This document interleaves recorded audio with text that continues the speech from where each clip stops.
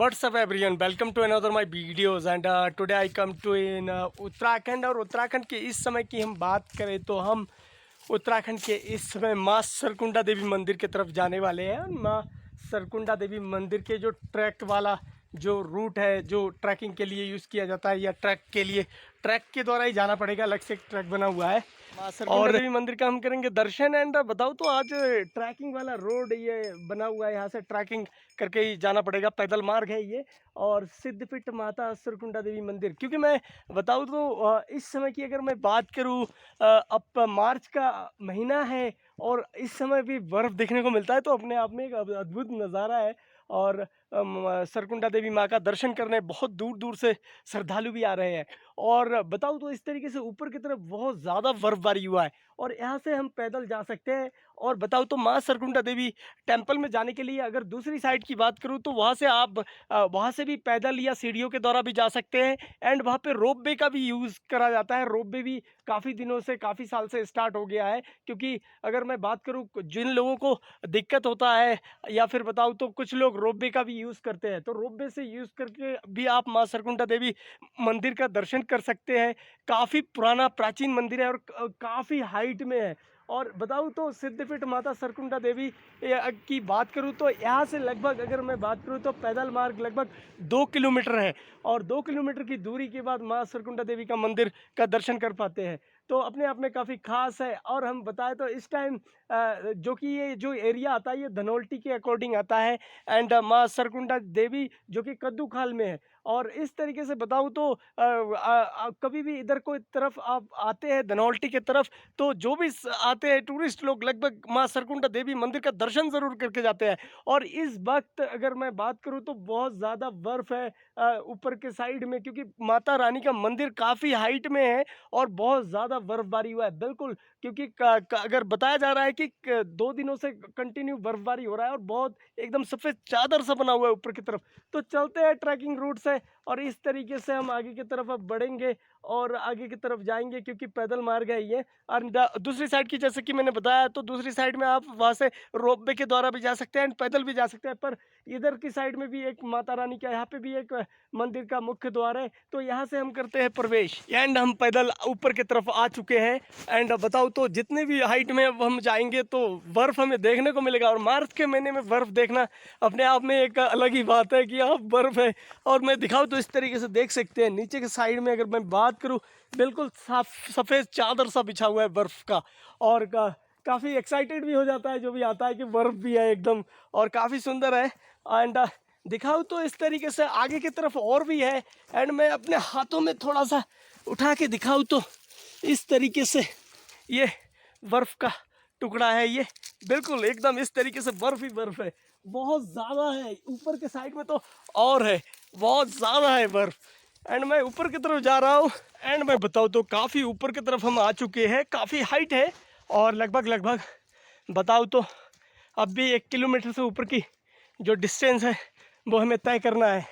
And इस तरीके से देखिए, बिल्कुल बर्फ़ ही बर्फ़, एकदम सफ़ेद सा चादर सा पड़ा हुआ है। और मैं बताऊँ तो क्योंकि इस साइड में मंदिर के 2 द्वार हैं, उस साइड की बात करूँ जिस साइड में रोप वे है ना, तो उस साइड की अगर मैं बात करूँ तो उस साइड में धूप बहुत ज़्यादा पड़ता है, तो इसी वजह से उस साइड का बर्फ़ जल्दी पिघल जाता है। एंड दूसरी साइड के जो द्वार है, तो उस द्वार से अगर आप पैदल जाते हैं माँ सरकुंडा देवी मंदिर के तरफ दर्शन करने, तो आपको बहुत ज़्यादा बर्फ़ देखने को मिलेगा। और यहाँ से अगर मैं बात करूँ तो यहाँ से बिल्कुल आपको हिमालय भी दिखेगा, बिल्कुल हिमालय की सफ़ेद ग्लेशियर दिखता है यहाँ से। और इस तरीके से बर्फ़ ही बर्फ़ है एकदम। देखिए बिल्कुल सफ़ेद सादे पूरा मोटी चादर था, अभी तो थोड़ा कम हुआ है पर अब भी है। और मार्च के महीने में लगभग बताया जा रहा है कि 3 तारीख से ही, 3 मार्च से यहाँ पे बर्फ़ गिरना स्टार्ट हो गया। अब भी लगभग 2-3 दिन और भी रहेगा, यानी कि 5-6 मार्च तक लगभग लगभग रहेगा। तो इस तरीके से बर्फ़ ही बर्फ़ है, इसमें पैर फिसल जाता है, काफ़ी खतरा रहता है। तो इन सब चीज़ों को ध्यान में रखते हुए आगे की तरफ बढ़ना चाहिए।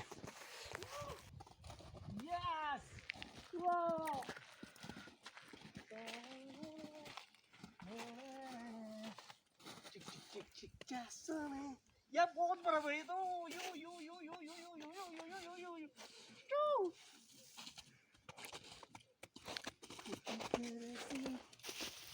और मैं बताऊँ तो इस तरीके से बिल्कुल जब मंदिर की तरफ जाएंगे बहुत बर्फ़ देखने को मिलेगा। बिल्कुल ऊपर के साइड में तो एकदम सफ़ेद सफ़ेद सा दिख रहा है दूर से, और काफ़ी सुंदर नज़ारा है इस वक्त की बात करूँ तो, और काफ़ी बढ़िया लगता है और हमें आज काफ़ी बढ़िया लग रहा है।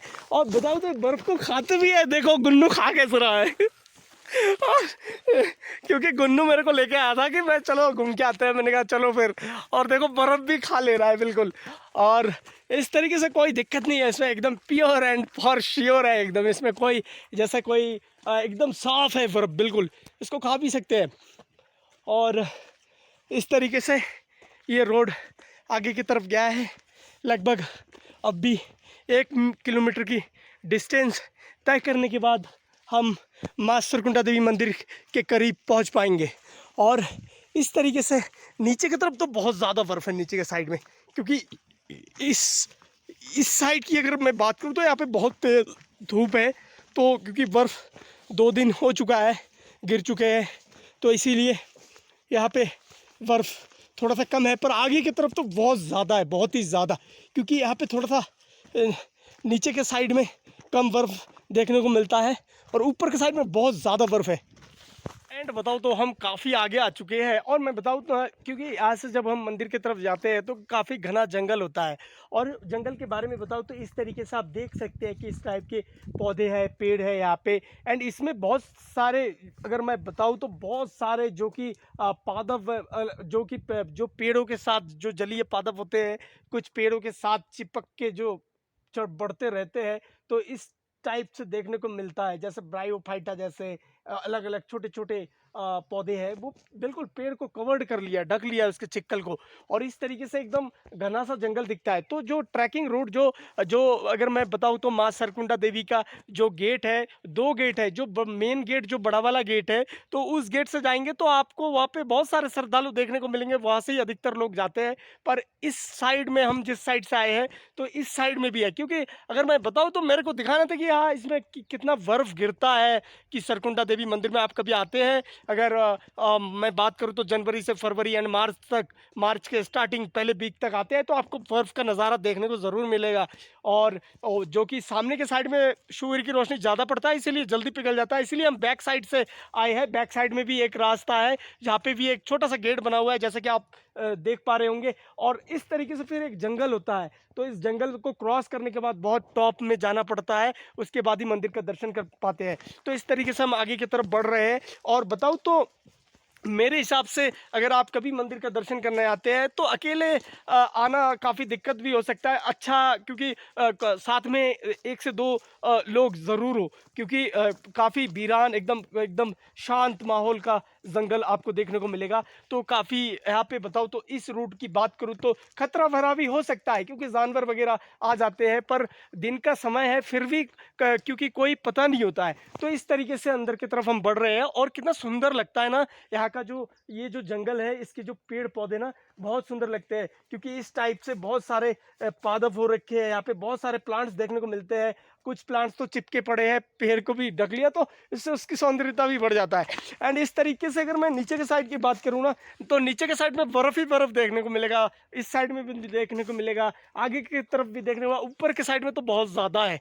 तो हम बहुत आगे की तरफ जाने की कोशिश करते हैं, जहाँ तक हम पहुँच सके इस रोड से मैं दिखाने की कोशिश करूँगा। एंड सरकुंडा देवी मंदिर की तरफ कभी भी आते हैं तो यहाँ पे जो टॉप व्यू कैसा है, यहाँ से ऊपर के साइड से जो व्यू दिखता है वो भी दिखाने की कोशिश करूँगा, क्योंकि आया हूँ काफ़ी दिनों बाद यहाँ पे और आने का मौका मिला है, तो काफ़ी अच्छा लग रहा है आके।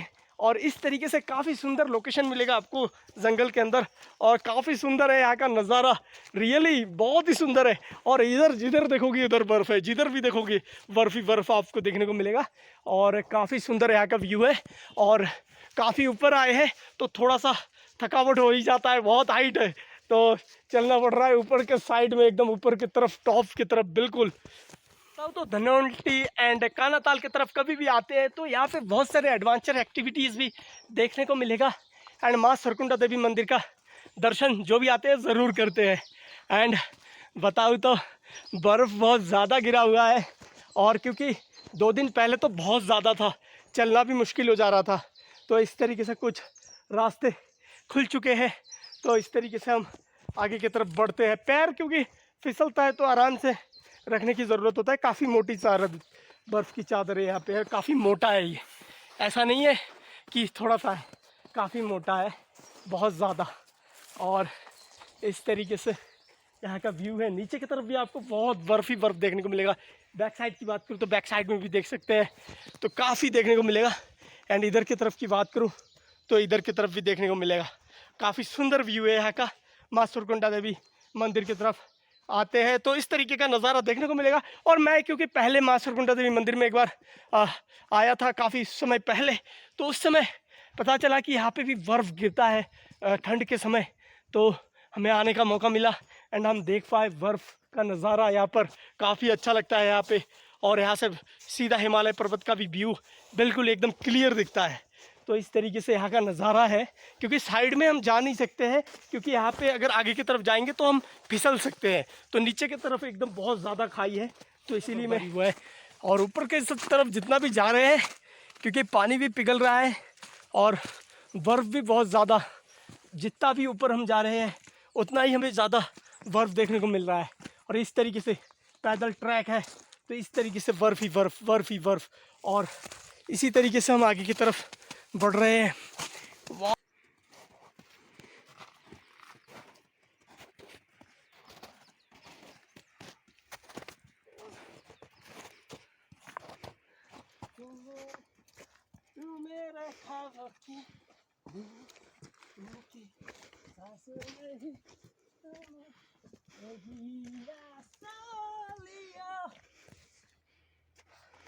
मैं इस वक्त काफ़ी थक चुका हूँ, लेकिन स्टोन के बीच में थोड़ा सा बर्फ़ नहीं था, तो इस वजह से मैं यहाँ पर बैठा हूँ और देख पा रहा हूँ कि कितना बर्फ़ है इस साइड में, एंड इधर की तरफ हिमालय है, बिल्कुल हिमालय दृश्य है।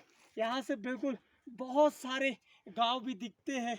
बिल्कुल यहाँ से आप कभी आएंगे माँ सुरकुंडा देवी मंदिर की तरफ और ट्रैकिंग रूट का यूज़ करेंगे जिस रास्ते से हम जा रहे हैं ठंड के समय, तो आपको ऐसा ही नज़ारा बिल्कुल देखने को मिलेगा। और देहरादून से ज़्यादा दूरी नहीं है, एकदम देहरादून के बिल्कुल करीब है। मंसूरी से थोड़ा ही आगे जाके आपको मिलेगा दिखने को एंड दर्शन करने को माँ सुरकुंडा देवी मंदिर। और इस तरीके का होता है बर्फबारी इस पहाड़ी में, तो काफ़ी तो लोग आते हैं, श्रद्धालु भी आते रहते हैं, और कितना सुंदर लग रहा है रियली। और बताओ तो काफ़ी सुंदर लग रहा है। आप आएंगे थोड़ा सा समय लेके, लेकिन काफ़ी समय गुजरेगा। आप जल्दी करते हैं और चलते हैं आगे की तरफ, नहीं तो काफ़ी समय लग जाएगा हमें मंदिर के तरफ पहुंचते पहुंचते। और बिल्कुल हमारे शूज़ भी नहीं दब रहे, इतने टाइट है ऊपर की इधर की बर्फ़। और इस तरीके से बढ़ रहे हैं आगे की तरफ। तो रहा है क्लिक, अभी नहीं हो रहा था, तो पानी लग गया ना उंगली में। बर्फ यहाँ सॉफ्ट है, बर्फ यहाँ बड़ी सॉफ्ट बर्फ है। अब धूप पड़ गया ना। वहाँ ऊपर है सुरकुंडा मंदिर, इस यहाँ है? इधर ऊपर। चलो आओ, फिर मत करो। अभी जाओगे तुम अपने घर। तो फाइनली हम ट्रैकिंग वाले रोड से इस तरीके से फिर पहुँचे माँ सुरकुंडा देवी में। मैंने मंदिर का दर्शन भी कर लिया है इस तरीके से, काफ़ी क्योंकि समय लग गया था, बहुत ज़्यादा बर्फ़ था ट्रैकिंग वाले रूट में।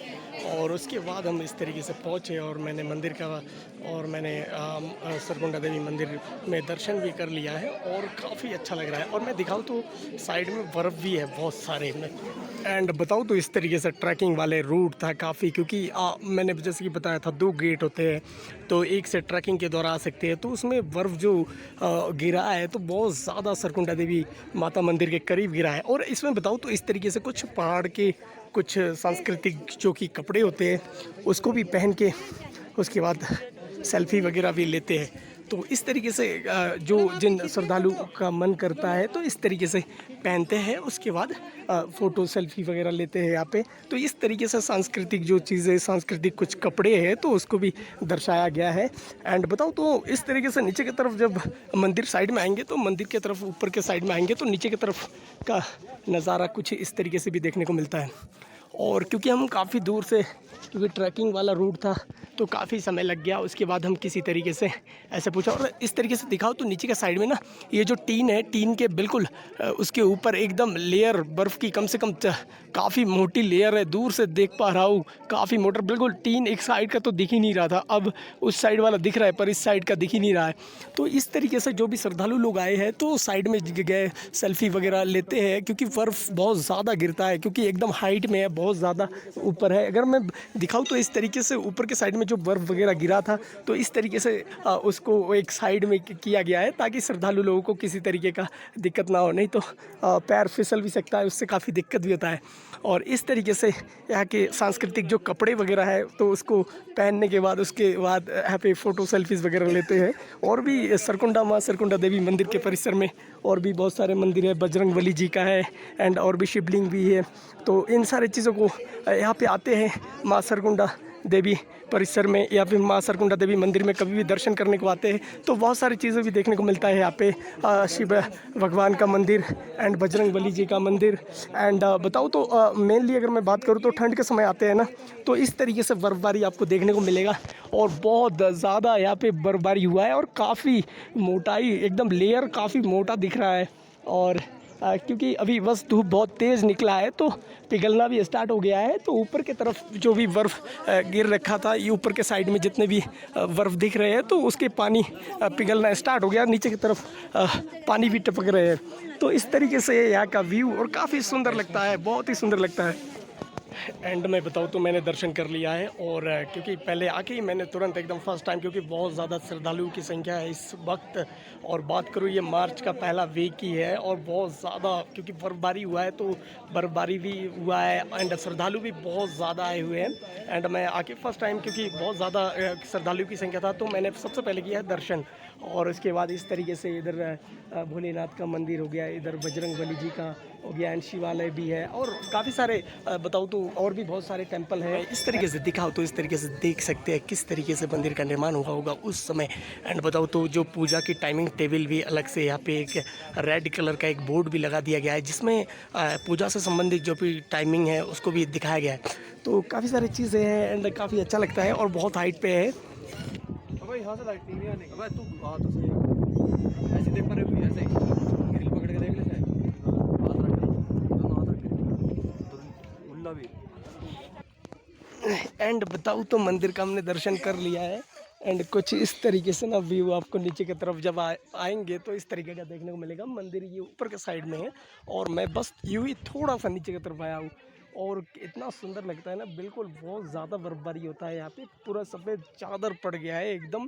और क्योंकि सूर्य की रोशनी बहुत तेज़ हो रहा है तो पिघलना भी स्टार्ट हो गया है तो काफ़ी, क्योंकि एकदम यहाँ का बताओ तो एकदम सॉफ्ट सॉफ्ट एकदम यहाँ की बर्फ़ है बिल्कुल, और काफ़ी सुंदर लग रहा है। रियली बताओ तो बहुत ही सुंदर लग रहा है और काफ़ी, क्योंकि आज का जो बताओ तो काफ़ी समय लग गया है, लगभग 2 से 3 घंटे का लगभग। मैं अगर बात करूँ तो ट्रैकिंग जो रूट था उससे मेरे को बहुत ज़्यादा समय लग गया है, उसके बाद मैं यहाँ तक पहुँचा हूँ तो मेरे को आज काफ़ी अच्छा लगा है। तो वीडियो अच्छा लगे तो वीडियो को लाइक कीजिएगा, शेयर कीजिएगा एंड चैनल को कीजिएगा सब्सक्राइब। बाय।